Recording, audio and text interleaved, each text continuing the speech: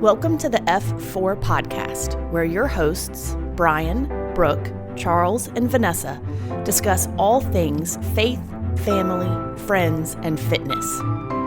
What is F4? Sometimes it's a glimpse into how we navigate the world, and sometimes it's a deep dive into how we handle the four main areas of our lives. If you want to have a healthier relationship with God, family, friends, and yourself, this podcast is for you. Thank you for joining us as we unpack this episode.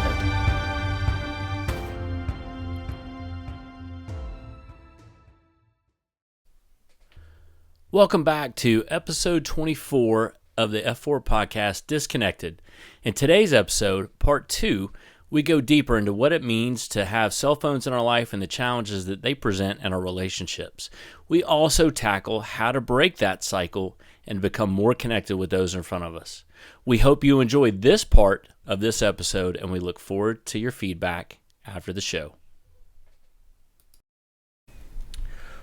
Welcome to episode 24 of the F4 podcast. In today's episode, we're diving deep into the ubiquitous presence of cell phones and the challenges they present in our relationships.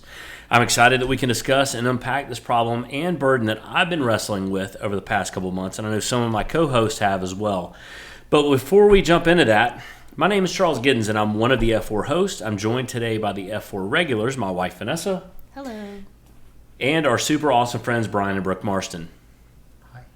I want to thank you for taking time to listen and watch our podcast. If you could follow us on Instagram and like and share the podcast, we would greatly appreciate it. We're on a variety of platforms, including Apple, Spotify, Google, Pocket, Public, Radio Public, Breaker, Anchor, and YouTube. If you'd like to be a sponsor of the show, you can message us on Instagram or Facebook or via email at f4ncpodcast@gmail.com. So welcome to episode 24, Disconnected. It's no secret that cell phones have become an integral part of our daily lives, revolutionizing the way that we communicate, work, and connect with others. But with this technological advancement comes a host of inherent problems that can strain even the strongest of relationships. That's one of them now, whether it's a constant barrage of notification vying for our attention or the temptation to escape into virtual worlds. Cell phones have a way of infiltrating our relationships and sowing seeds of discord. From dinner dates interrupted by buzzing phones to late night scrolling that replace intimate conversations, it's clear that our devices often take precedence over people right in front of us. But why is it so difficult to put our cell phones down and truly connect with our loved ones? So how about comparison and envy? I think this is one that for me was a challenge and still is a challenge. But social media often fosters a culture of comparison where users compare their lives to others based on carefully cultivated posts and images. This can lead to feelings of envy, resentment, dissatisfaction with one's own life. And one of the central themes of the social dilemma is the impact of social media on mental health, particularly among young people. And the film explores how constant exposure to curated images and content can lead to feelings of inadequacy, anxiety, and depression. And it's a really powerful quote to me is we evolved to care about what 10,000 people think of us. Like, and I stopped for a second when I heard it in the movie. I'm like, I don't think we really were, but we're not evolved to have social approval dosed to us every 5 minutes, and that's what social media has created. And it if you think back to the very beginning of time, you didn't have access to 10,000 people. It never happened. And now with social, there's a regular influx of 10,000 people, 20,000 people, 30,000 people, TikTok, 100,000 people, 200,000 people, whatever. And people are concerned about what these people think. And even so much where at times I've gotten, and maybe it's just me, but I would love to hear from you guys on this, because I think you may have a little bit more maybe than the notifications, hopefully, and maybe not, but like how you've not tied up your self-worth, but tied up something into a post or something you're really proud of or something you wanted to do on social where you're trying to elicit a reaction, right? And what you thought if it did happen or didn't happen, and what do you think about the fact that we probably shouldn't have access to people at that level on a regular basis?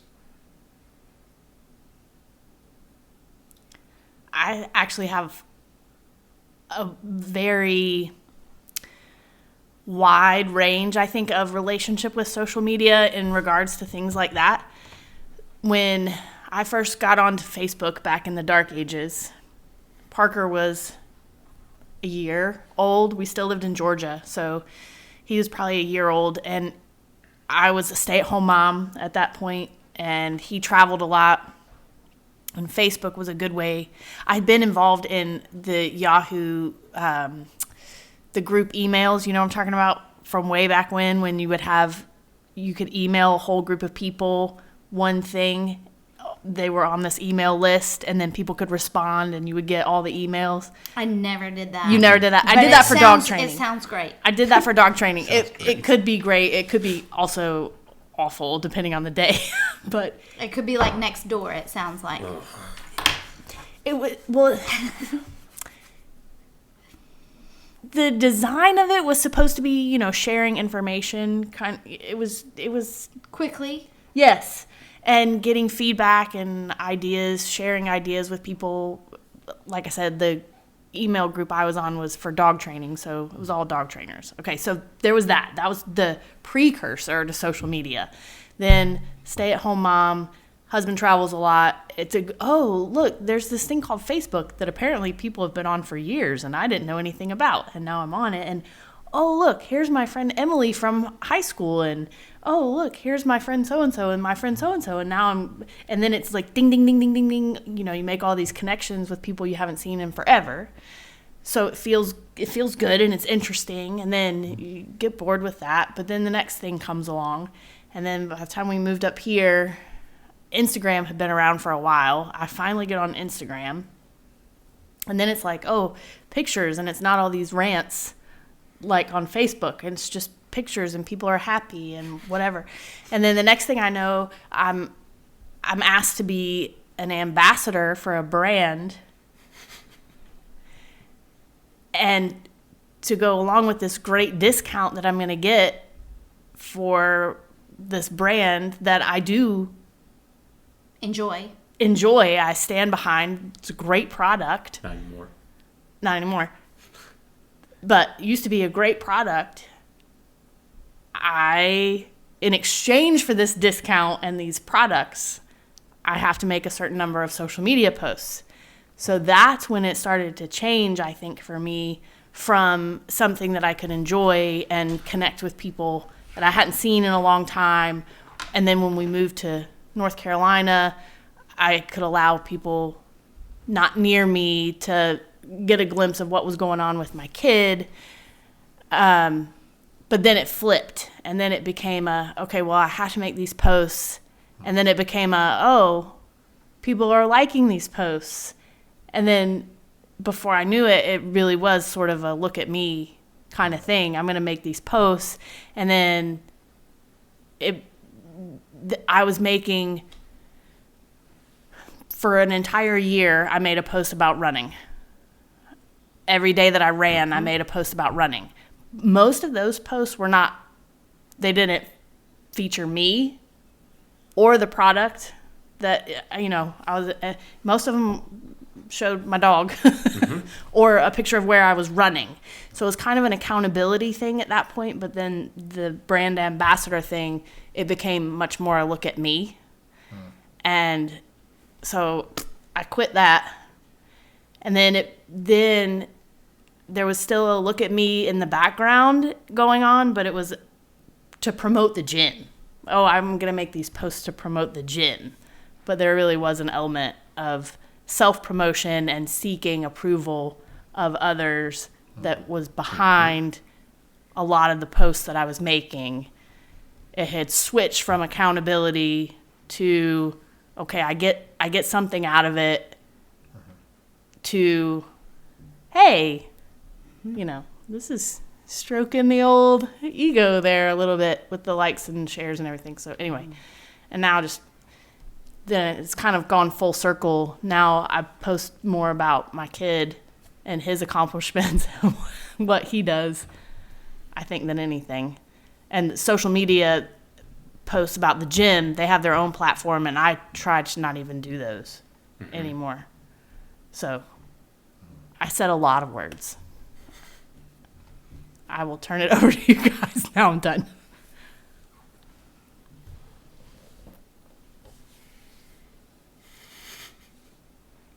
I don't know why everybody's looking at me.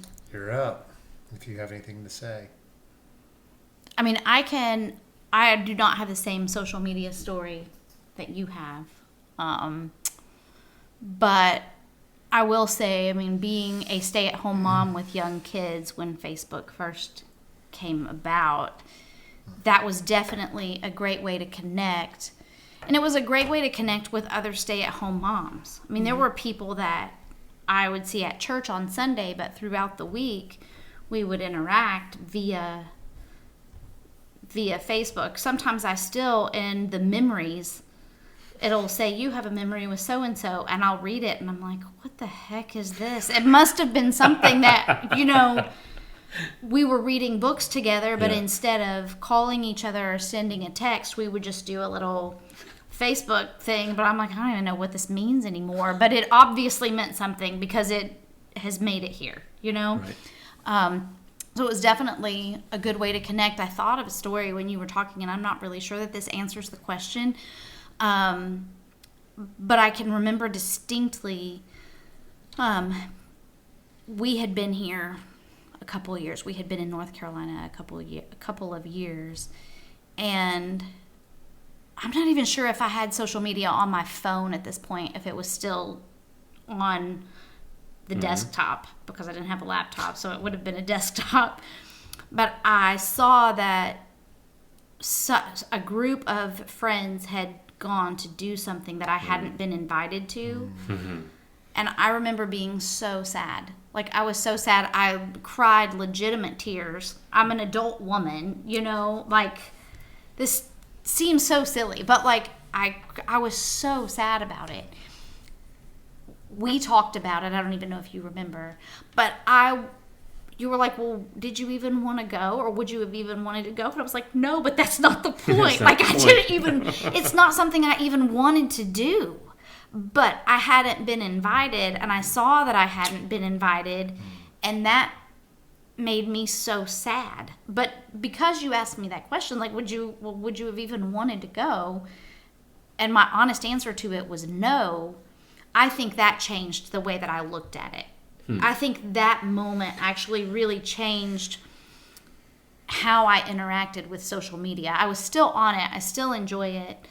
I have people that really frustrate me, but then I got to where I would just, do whatever you have to do to silence them. Like, they're still there and I can go see them if I want to, but I would just find ways to not be frustrated because I didn't want it to influence my regular life. So I think that's kind of where my shift was. I would say that there's still, when it comes to being like birthday time or whatever, there is like this weird like, oh, more people said happy birthday to me last year than they did this year. Maybe people don't like me anymore, or whatever. Like, there is a moment of, oh, this person usually tells me happy birthday. They didn't. Like, I don't know why. I mean, and I don't know why, because it's not somebody that I've spoken to face to face in forever. They probably shouldn't be telling me happy birthday. I'm glad they're doing something else with their life. Again, it goes back to that, would you have even wanted to go? The answer is no. Like, would it have even, if this wasn't a thing, would you be sad that this person didn't tell you happy birthday? No, they don't even know where I live. Like, why would that affect me? But it can, absolutely, at times. So. I can see that. Yeah, I had a little bit of a challenge with embracing the quote because I think we were created to care or not care about what 10,000 people think of us. I think we were created for our creator. We didn't evolve from just some randomness, which I think a lot of the people on this show that we watched would attribute our origins to coming from randomness. And that's a whole nother conversation. But I think we were created to care about what our Creator thinks. And so what we have when it comes to envy and comparison is a misplacement of our true identity and our true belonging. And so for me, I'm like, I've gotten caught up in that plenty of times in my life, whether it's social media or wherever I'm hanging out, could be in the gym, of comparison and envy about someone having abilities and talents I don't have, and feeling like I should have that. But really, when it comes down to it, when I am grounded in my identity and being that being found in my Creator and my belonging, that I belong to Him first, and then everything else is gravy, I do much better. But I've gotten sucked into the comparison on social media in the past. It's not a current struggle, but I certainly observe it with my kids, and like who their top person is on Snapchat, and that getting knocked down, and I can't remember even what that's called, but they have these streaks they're maintaining, and it is a insatiable beast, and it's never satisfied. And it's like you got to keep climbing higher and working harder to maintain the security they're looking for with identity and with belonging. And when you can find the freedom from that, then it's just like, I don't want to get back to that. And I want to help other people find that. And I haven't totally deleted those accounts that I still have, but I'm almost at the point where I don't even care about them anymore. I really don't. And I kind of been going there once a day, generally out of, I don't know why I even feel obligated. Like the more we're talking about it, I'm like, I really don't give a rip about them anymore. Flush it. I'm like on the brink. Like Pokemon Go. Yeah, right. Instagram's going to go the way of Pokemon Go. Yeah, because I mean, like, I don't need Instagram or Facebook to be my diary or look at me or look at my kids, because I've done all that. And it's like the people that interact with it, I mean, most of the ones that I care about the interactions, I'm already interacting with on a regular basis. And if I'm not, then I need to ask myself, do I really care about that person and the interaction? Yeah. But am I spending time trying to interact with all these people, my 2,000 friends on Facebook, that I can never possibly interact with all of them? Some of them I don't even know who they are. Or do I just say, you know what? I'm just going to focus on making it a priority to focus on the people that really want to be in a relationship with me and that I want to be in a relationship with. And that's more and more where I'm heading. And so when it comes to comparison and envy, if I take that out of my life, then it's like, well, I may still struggle with that when I don't have my identity, when I'm not focused and have realized where my identity is, my belonging is, but at least it's one less distraction to that. So that's kind of where I am with it. Yeah. I think I struggle. I think probably of the four of us, maybe, and I say this, I don't know this could be the case. I think I've experienced struggles more recently with this behavior, which is what led to some changes. But I think, much to Brooke's point, I would look at something and go, oh, they're all out. They had a great time. I didn't even know they were doing that. That kind of sucks.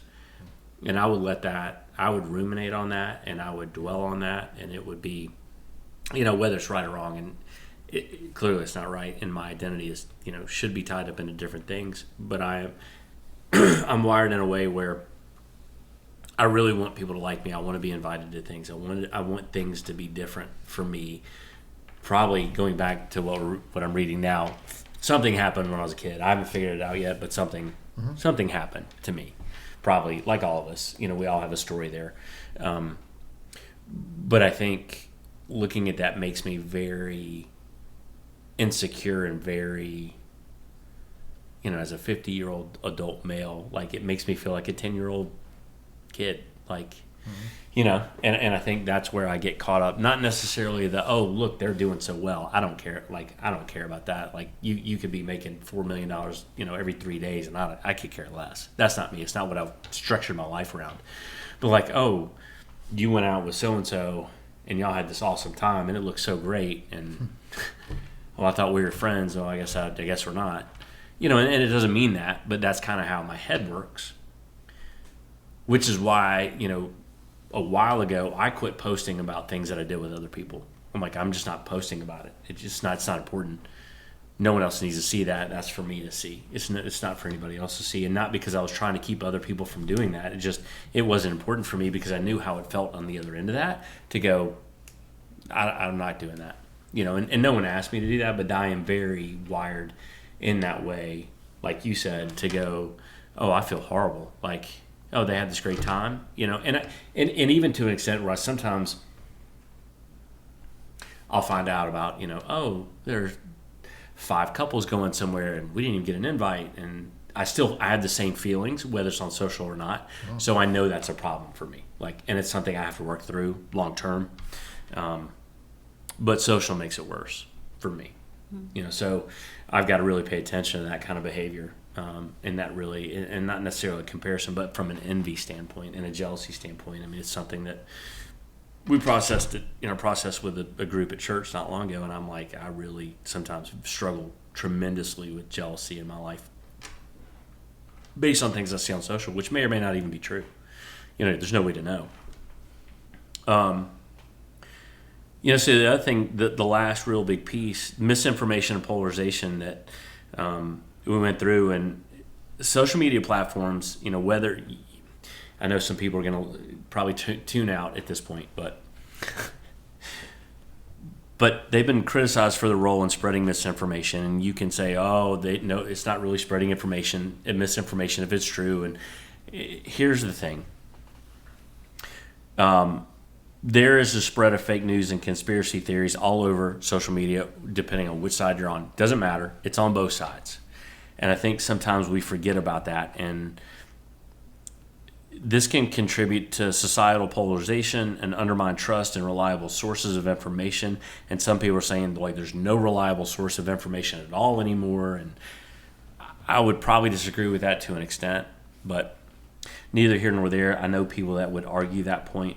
But it's something we're starting to see as an issue with social and technology, and it's also what Alan Arnold calls the partificial in his book, Risk the Real. And I listened to a podcast. I haven't read the book yet, but I listened to a podcast where he explains what the partificial is, and it's anything that replaces God's view of reality by opposing him or making him irrelevant. An artificial looks real but isn't. So Arnold goes on to define real as the true way to view life based on God's original intent for us and the world. And I think sometimes we lose sight of that, to Brian's point, whether we get caught up in other people or whatever. I think there's a way to get completely lost. And I do think this is part of, and this is part of the world where things like transgender and some things are being perceived as the norm now, when really, if you take a step back off of social, you probably would realize that's not true, and it's not the intent that God really had for us. So he goes on to define, to give a couple of tenets for the real, that God is a creative reality. And I think that's the first and foremost thing that we need to remember, that it doesn't matter what we see on social, but God creates reality, and our reality must be rooted in him. And when we get stuck in the partificial, we lose sight of what's real. We lose sight of what is actual truth, and what we're fed by our phone or apps on our phones are not applied to the lens of truth, God's word, then we're in great danger.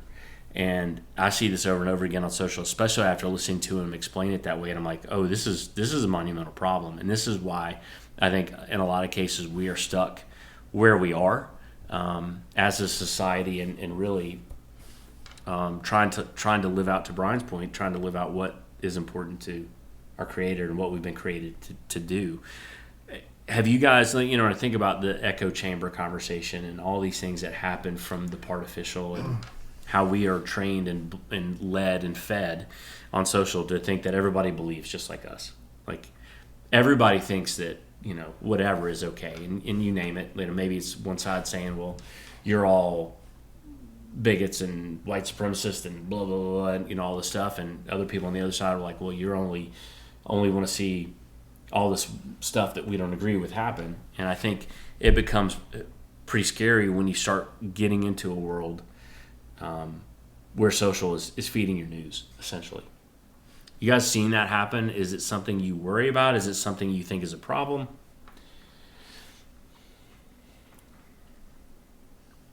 Maybe it's just me. I'm a conspiracy theory guy. No, it's not just you. I think a lot of it's been happening since forever. You know, it started with newsprint, and then it became magazines, and then it became television. It's all been going on since forever. It's just as technology advances, we have the new thing to demonize. I think the biggest difference is the speed of dissemination of information. And once you squeeze the tube of toothpaste, you can't put the toothpaste back in the tube. And, you know, again, it's always happened. And we've always been fed baloney from both sides. And people talk out of both sides of their mouth. And one newspaper will report something this way, and another newspaper with a different bent reports it a different way, completely the opposite. It's the same event. And then, you know, magazines, television, and a lot of it goes back to the same thing. We are the commodity. Our attention is the commodity that everybody is after. Even with newspapers, there were advertisers paying money to have their names mentioned in those papers, and so the papers wanted our attention to make it worthwhile for the advertisers, so the advertisers would continue to back them. Same thing with magazines, same thing with television and commercials, and it's the same thing now with social media. That is where our attention is, and so people use whatever it's going to take to get our attention. So it's the beautiful people and the flashy, you know, the influencers on social media are really no more than glorified actors that used to do all the commercials on TV. They just get to do it from the comfort of their own home at whatever time of day they want. And nobody has to tell them they're good at it for them to get started with it. They don't True. You know what I mean? Like, they don't have to be cast for a role. They have to have enough money or the resources to put together their first post, you know, and they're throwing out a whole bunch of them till one of them gains traction. And, you know, but it's not the same thing as going in and auditioning for a part and playing those parts well for long enough that someone sees you as someone who's credible. I mean, I think that you're really right when it comes to any issue. Speed, well, in any relationship, speed is an enemy of relationship. It's an enemy of intimacy. So, right? So, there's no room for nuanced conversation if you're just trying to get your point of view out there, which is what people are trying to do. And to your point, the speed of information being put out into the world with technology, it took much longer with newspaper, but even still, you can't have a nuanced conversation if people feel like there's something to, if I say this loud enough and long enough, more people are going to agree with me, and then I get my way. But reporting on an event, two people could look at the same event and have two different perspectives of the same event, and they could both be right to a degree, but without the opportunity for conversation, you don't see any of that, and there's no balance. I shouldn't say no. I don't see very much balance in reporting from any one source. So I think that it really does contribute to the creation of those echo chambers, and you see more of what you are looking for. So you only become more entrenched in your perspective as opposed to, you know, seeing something from another point of view. And that doesn't necessarily mean your perspective is wrong. It just means that maybe it's not as simple as you've made it. So And the algorithms are so good now at picking up what we spend more time looking at. So because we might have been laughing inside at somebody who ranted on about this one thing this one time, but the algorithm recognized how much time we spent watching it and began to feed us more and more information. And pretty soon, oh, well, this kind of makes sense. And then not too much longer, and you're believing the thing that you were laughing at 2 weeks ago. That's interesting. Yeah, the algorithms are created to keep our attention, like you said. And it made me think about it was a compact disc. So Brooke used to play these in our minivan when we had one of those back in the day with our kids in the car. And there was a show that they listened to called Between the Lions. Well, it was a show on PBS, but we also had CDs. And you had episodes of Between the Lions, which also you have that play on words of Between the Lines. But anyway, so there was one I remember in particular, one episode where there's a guy walking down the road and he had a hat on, and there were two people on the opposite sides of the road, and one of them was commenting on the hat, saying, it's an interesting red hat that individual has that's walking out the road. And the other person heard what they said, and they're like, well, no, that's an interesting green hat that the person is wearing walking down the road. And so there became this interaction of red, green, red, green, red, green. And then the person turned around on the road and they realized that the hat had two colors, and one side was red and one side was green. And I just made me think about that, having this conversation, that because we have a limited perspective, we only see what we see. And if we're being fed more information about the perspective we already have, we're going to stay locked into a box that is going to prevent us from seeing reality. And so we've got to get ourselves out of it. And if we're not intentional, we'll be sucked into doing this red-green thing for the rest of our lives. It's perfect. So with that, if you made it this long, you're probably into part 2, because I think this is a 2-parter, because the way we've headed, it's definitely a part 2.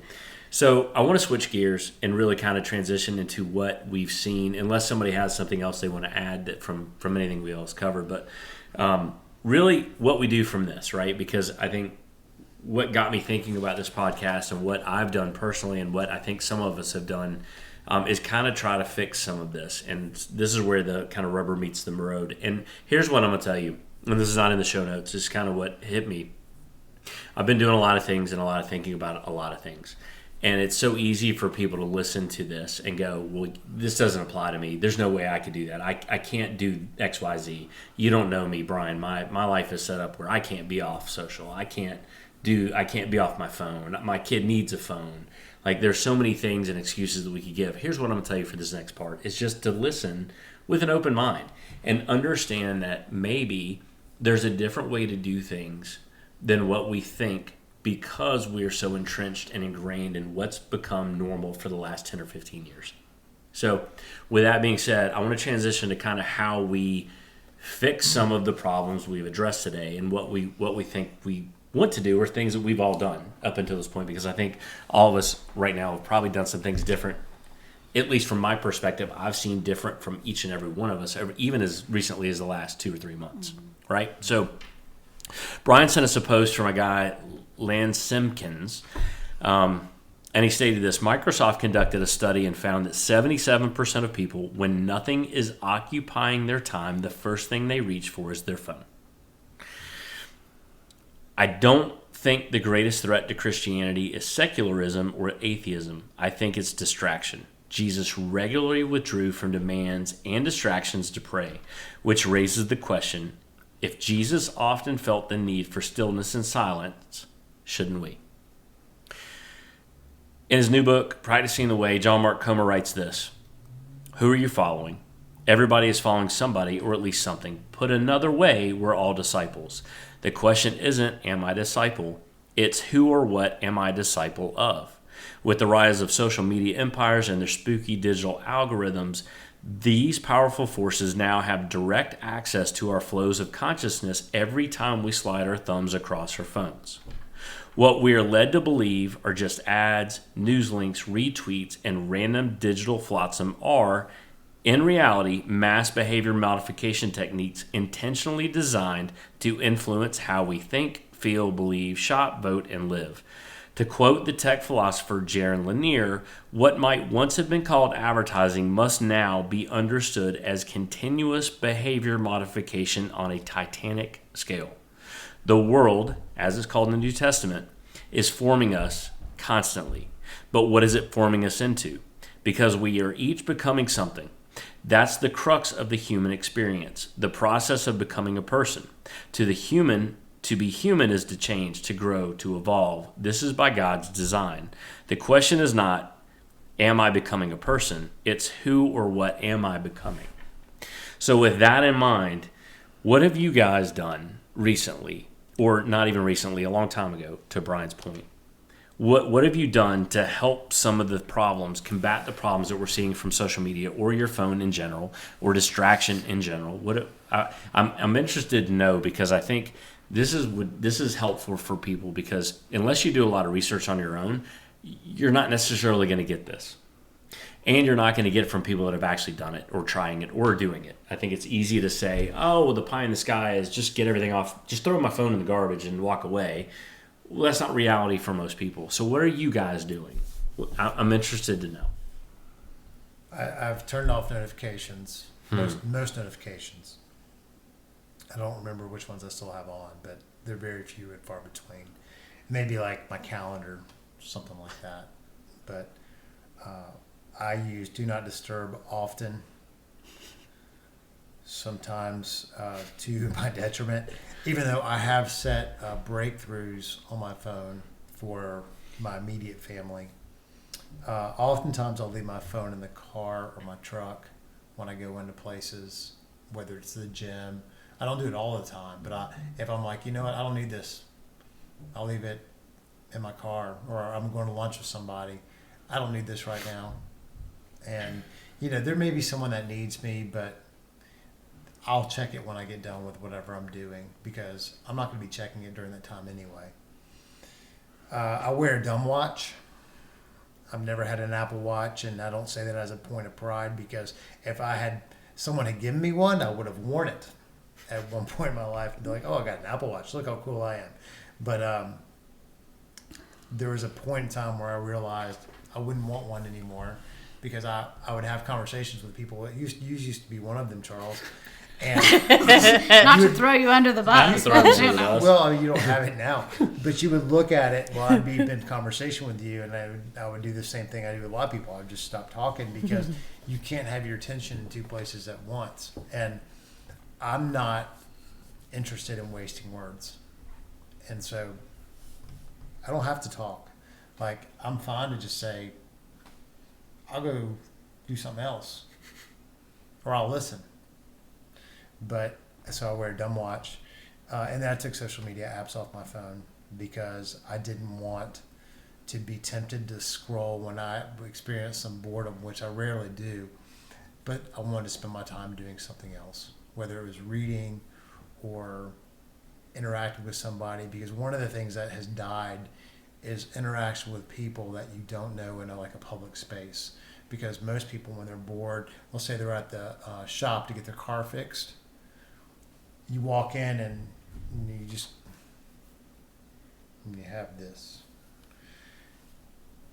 And I'm not looking to make new friends necessarily, but it's kind of nice when someone acknowledges your presence. And I don't mind making new friends. Not everybody wants to do that. But I try to be cognizant of someone going, hey, I don't want you to talk to me. But it just feels like this is like a shield of don't talk to me. And I think people are missing out on a lot of meaningful interaction and connection that can help them lift their spirits in the course of a day, when people are thirsting and starving for meaningful connection and have a lack of it, which is contributing a lot to the anxiety and depression and loneliness that has spiked in the last 10 plus years. Mm-hmm. So those are some of the things I've done. So what would you say to somebody, and I think it's great, what would you say to somebody who's listening to this podcast and like, I could never leave my phone in the car? Like, what would you say? Why? Or how come? Because why can be a scary question for people. I'm not scared by the question, generally speaking. But so how come? Let me ask you this.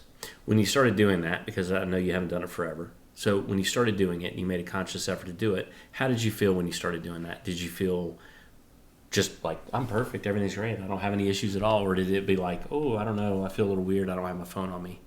Like, what would you say to somebody, I guess, who is thinking about trying that and what they're going to experience? I think more of the FOMO happened before I actually did it. Okay.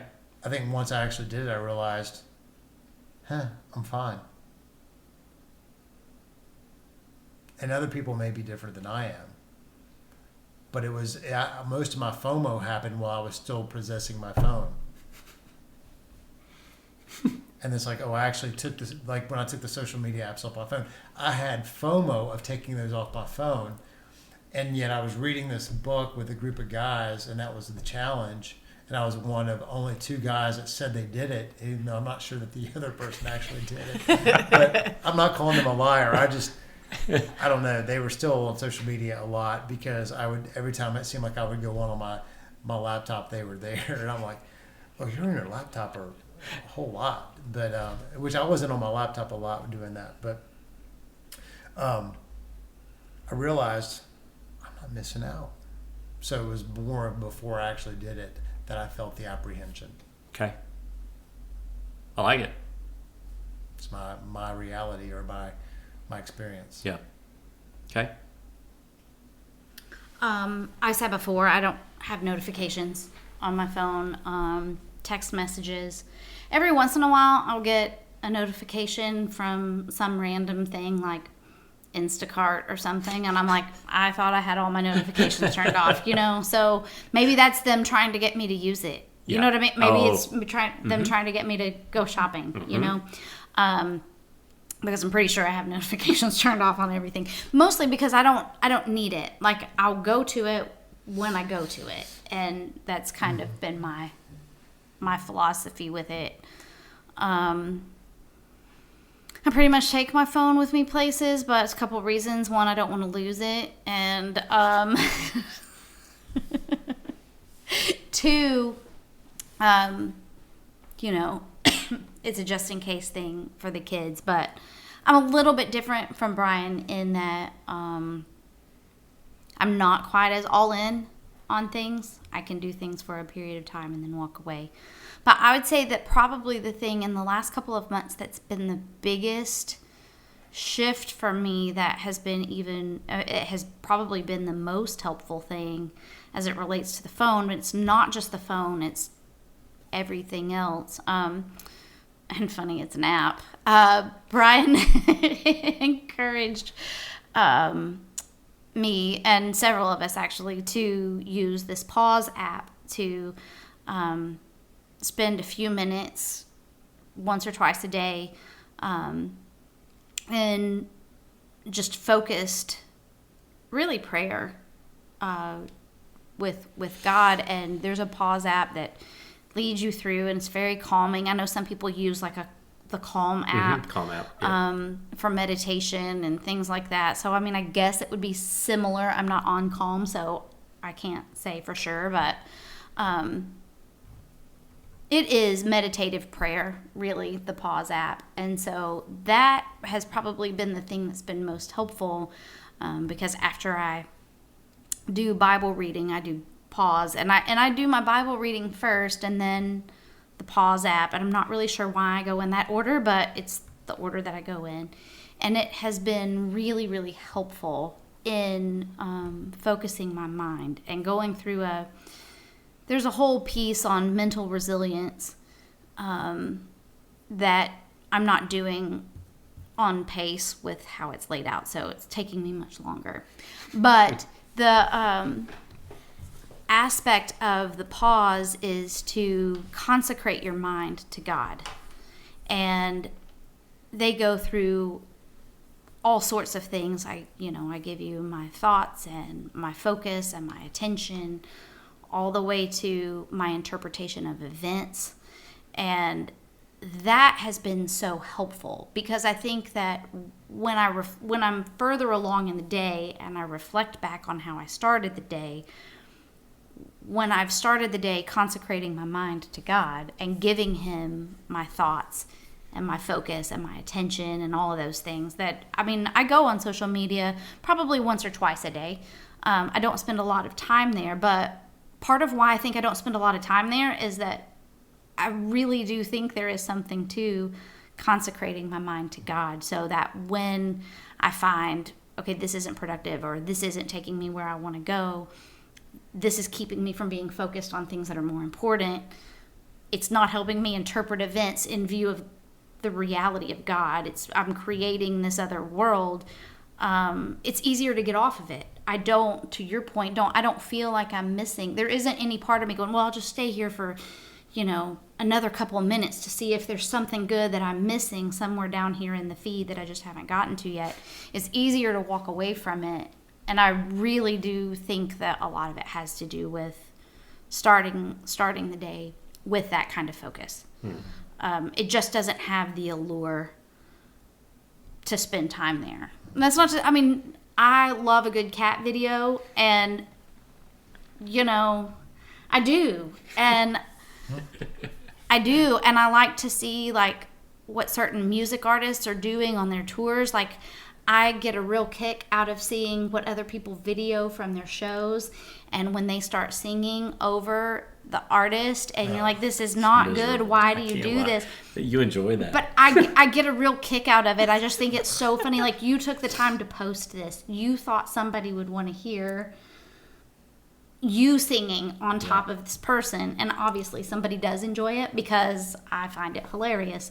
So, whatever. I get a good kick out of those things, but I don't find that I feel like I'm missing out. So I think that probably the use of that app, strange as it is that it's an app, has really helped shift my focus in that world. Okay. Mine's not as good as theirs, but Not about comparison. No, I don't think it's about as good. It's different. I used to use social media a lot even when I wasn't posting, once I had made the shift and wasn't posting much anymore, I would still use it as a filler, a time filler. All my schedule is really weird, and I'll only have small pockets of time at home during the day when I'm not exhausted, to do things. And it kind of became I don't have time to get that done, so I'll just sit. And I'm not watching TV, but I might as well be. You know what I mean? It's social TV, essentially. So I've been trying to say, okay, well, maybe I can't get all the laundry folded, but I can do a little bit of it. I can get some done in 15 minutes. I might only have 15 minutes, but I can get some done. Or I might not be able to get the house clean, but I can dust. So that's kind of where I've been trying to sort of shift my focus. And if I'm waiting on Parker in the morning, I do still, that's kind of, because then when he's ready and it's time to go, I gotta go. So it's not gonna be a time suck if I gotta go to get him to school. So that's probably the one time that I still, if I'm ready and done before he is in the morning, I might do it then. I might go fold some clothes, but I might also. I don't think there's anything wrong with seeing a moment to say, this is a good time for me to do it. Because I can open it up. It's part of my world. And to your point, I have a good break point. when it's time to go, it's time to go. I can't talk myself into dragging it out. What you've done is you've put it in a moment of time where you've given yourself a natural limitation. And honestly, that's pretty smart to say, this is a better time to do it as opposed to at some other point during the day before bed. Right. Where you could then go, oh, well, I'll just stay up 10 more minutes. Just 10 more minutes. Just 10 more minutes. And before you know it, 3 hours have gone by because you've been watching reels. Yeah. I would probably fall asleep before 3 hours. Drool and everything. But Good. Yeah, I think I'm much similar. I mean, notifications was the first thing I did.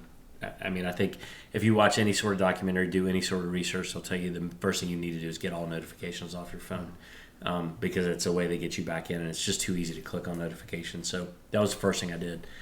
The second thing I did was not the second thing, but what I've done recently is I've taken social media. There's no Instagram app, there's no Facebook app, there's no any of that on my phone. So I access it through the computer when I want to get on it, and it's just not as fun that way because it's not made for a computer. If you've ever been on Instagram, it's just not, like, you can't interact the same way. Like, there's certain features that you just can't do. And I'm like, that stinks. I want to be able to, like, click that differently, and you can't do it on the computer. So that takes a lot of the funness out of social. No matter what platform you're on, they're just not designed for laptop or for PCs anymore. They're designed for phones. So that's the second thing, is got it all off my phone, which was a change. It was a challenge for me, and that's only been really in the last 5 weeks, maybe 5 weeks, 6 weeks. I don't know. It wasn't that long ago that I got it all off my phone. So that was a challenge and a change, and it's been something I worked through. And again, to your point, I think there was a lot of FOMO, at least. For me, it was a lot of FOMO after, not necessarily why I still had it, but the minute I took it off, because I was like, I'll just take it off, it's fine. And the minute I took it off, I was like, oh no, what did I do? Like, this is bad. So I did that, and then the next biggest thing that I did, and this is not for everyone, and I would like to do it differently, but I've been taking at least a technology Sabbath. The way my life is set up, I literally, and some of you are going to laugh, and you're like, there's no way this is possible, but I work 7 days a week. I have a job function 7 days a week. And at some point, it won't be that way. It's just how it is right in this particular juncture. So I'm not making excuses. It shouldn't be like this, but right now I work literally every single day of the week. So to take a true Sabbath to say I'm going to rest and not work at all, it's just not necessarily realistic for my time where I am personally right this second. It doesn't mean it's good. It doesn't mean it's bad. It's just where it is. But what I have done is I've done basically a phone Sabbath. So my phone goes off at 6 o'clock on a Friday night. It turns off. I have Do Not Disturb that comes up, and then it stays off until Saturday night at 6 p.m. So I guess I'll be able to clear some emails off soon. But I don't have my phone for 24 hours, and I don't have access to it. I have, to Brian's point, I have people that can get through. So if they need to get a hold of me, they can. The 4 people sitting at this table, my parents, my kid, those are the only people that can get a hold of me. But even then, I don't really check. And I sent something out when I decided to do this. And if you decide to do this, and most of you probably won't, but I would encourage you to try it. I mean, and I sent something out. It's like, here's what I'm going to do. Just be respectful. I'm giving you access in times that I'm trying to do something different. So only send me something if it's really important. Or know that I'm only going to look at it. If you do send it, I'm only going to look at it unless it's really important in 24 hours. And what I'll tell you that shifted in the last 5 weeks? I don't know. 5 or so weeks, is that the FOMO is going away. The being attached to social, being attached to what's going on that doesn't concern me, the 10,000 people that we have access to, that's all gone now for me. And I think to Brian's point, I'm still around people that I care about during those 24 hours, so I'm really not missing out. And it's a time that I can spend more with God, more with my friends, more with my family, doing things that put me in a better position long term than being on my phone. And the social piece is a big deal, but the phone piece is also a big deal for me because I was so wrapped up into my phone. Like, it's just so easy, and I can argue that the first thing when I pick up my phone, my text are the first thing I do. Well, why? Because years ago you never had that option, and we all grew up in a time where that wasn't an option. So, and I think about it in my life when I was younger, it was much simpler, it was easier. I didn't have anxiety problems. Well, I probably had anxiety problems, but not to the level that I have now. So I did that. It's working out great. In 6 months, it may be something horrible, and we do another podcast. Like, don't ever do this. It's horrible. But I don't think that's going to be the case. I really don't. And, I think there's ways to function and structure life that aren't involving a phone or aren't involving really social media in general, which for me was very toxic and is very toxic. We have a friend that at the gym that she's not on social media at all, period, because it's just not healthy for her. And it's been something that I've talked to her about, and she's like, it's not for me. It's just too much for me to handle. And she's a grown adult. And I would tell you that if that's the case for you, think about getting off or getting some help to get off. But just think about where you want to be in 6 months or 12 months or 2 years or 10 years or 20 years. What do you want your life to look like? And is it around, a piece of technology, or is it around people that you care about? But that's what I've done. I don't know if anybody has anything else. I think probably the thing that we haven't covered today, and we don't have the time to unpack this right now, I don't think it would be wise to do. But from a business standpoint, the place of social media with business, because I feel like even from a church standpoint, people are there. From a business standpoint, people are there. So if you're not utilizing social media to market your product, then you're missing a whole bunch of people because they're there, whether it's gym, church, or whatever you do. Mm-hmm.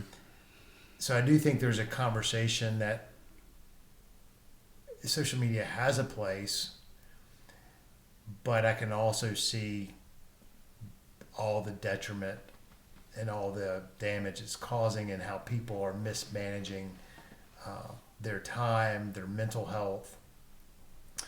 And so we've covered more of that other side, more of the personal side.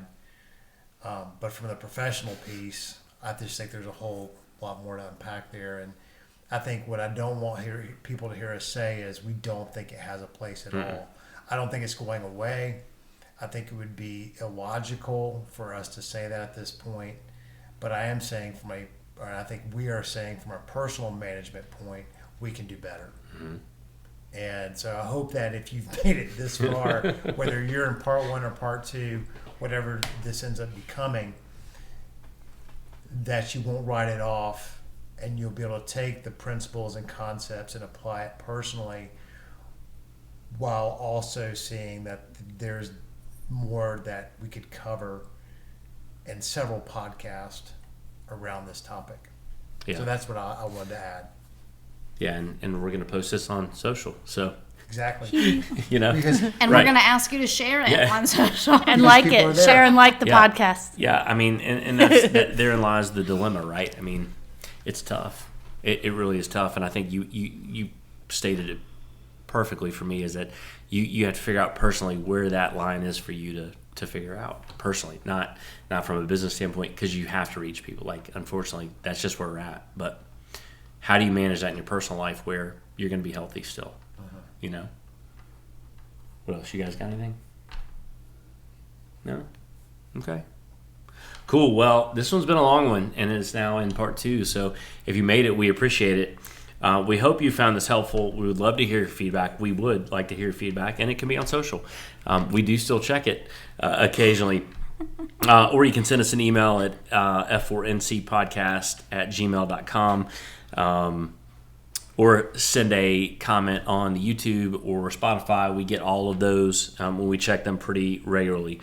But if you have any other thought-provoking topics that you would like for us to copy or to cover, let us know. I mean, we want to do what we can to help make a difference with everyone around us, including ourselves. And I think we get as much out of this podcast as we want to share. At least I know I do. So we hope that you have fun listening and taking time to explore how we can get disconnected and navigate in our relationships a little bit better. And we will see you again on the next F4 podcast. See ya.